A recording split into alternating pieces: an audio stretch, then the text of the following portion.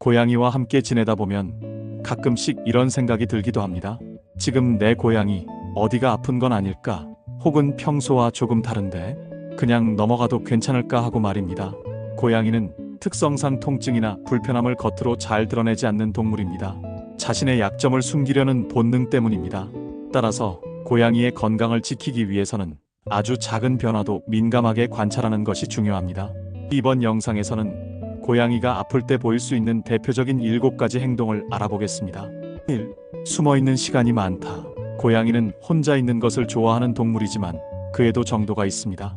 평소에는 가족 주변에서 편하게 누워있던 고양이가 갑자기 침대 밑, 옷장 안, 가구 뒤 등 사람 손이 잘 닿지 않는 어두운 공간에 오래 머문다면 이는 단순한 낮잠이 아니라 스트레스나 통증을 감추기 위한 행동일 가능성이 있습니다. 이처럼 아플 때 숨어버리는 행동은 고양이의 생존 본능에서 비롯된 것입니다. 야생에서 약해진 모습을 보이면 포식자의 표적이 되기 때문에 불편함을 느끼면 조용한 곳으로 몸을 숨깁니다.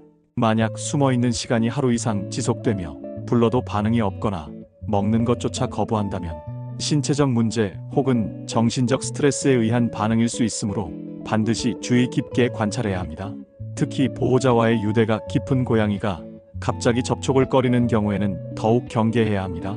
2. 식욕 저하. 고양이의 식욕은 건강 상태를 판단하는 가장 중요한 지표 중 하나입니다. 아무리 까다로운 고양이라도 평소에 좋아하던 사료나 간식을 완전히 외면하기 시작한다면 이는 단순한 기분 변화가 아닌 신체 내부에 이상이 생겼을 가능성이 높습니다. 위장장애, 치아 통증, 구내염, 간 또는 신장 기능 저하 등 다양한 질병이 식욕 부진으로 나타날 수 있습니다. 또한 물을 마시는 양까지 줄어들 경우 탈수로 이어질 위험이 있으므로 더욱 주의가 필요합니다. 고양이는 구조적으로 탈수에 취약한 생리 구조를 가지고 있기 때문에 24시간 이상 식사나 음수량이 눈에 띄게 줄었다면 지체하지 말고 병원에 방문해야 합니다.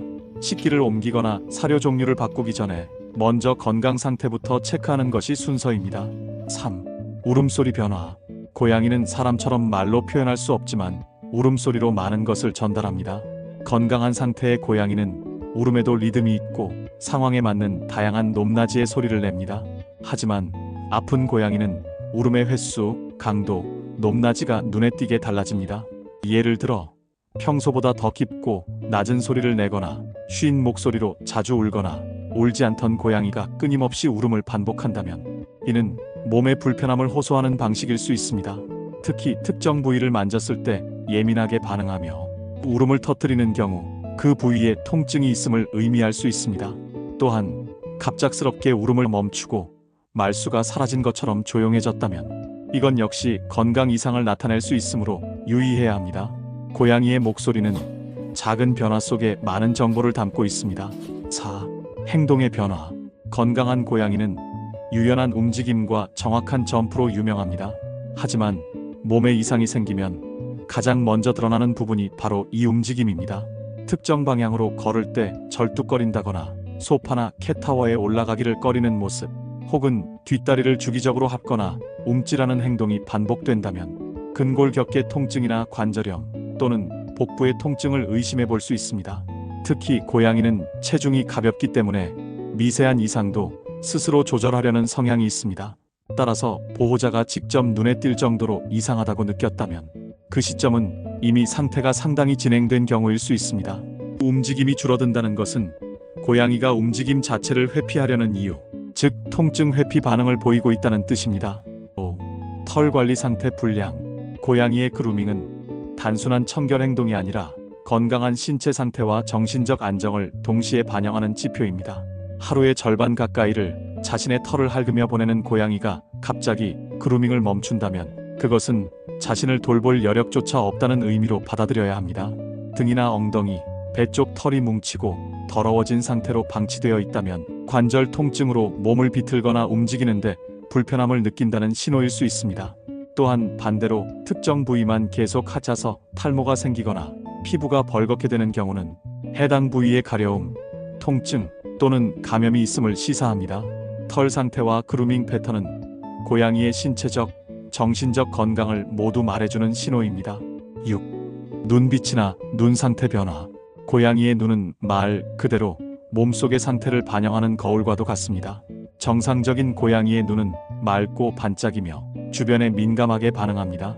그러나 눈에 눈물 자국이 많아지고 충혈되며 계속 감기거나 흐릿해 보이는 경우는 결막염, 각막염 또는 전신 질환의 일부 증상일 수 있습니다. 눈동자가 평소보다 크거나 작게 유지되고 외부 자극 없이도 깜빡임이 많아졌다면 이는 신경계 문제도 고려해야 합니다. 또한 고양이가 눈을 자주 비비거나 눈 주위를 발로 긁는 행동을 보인다면 이물감, 염증 혹은 고통이 있을 가능성이 있으므로 즉각적인 진료가 필요합니다.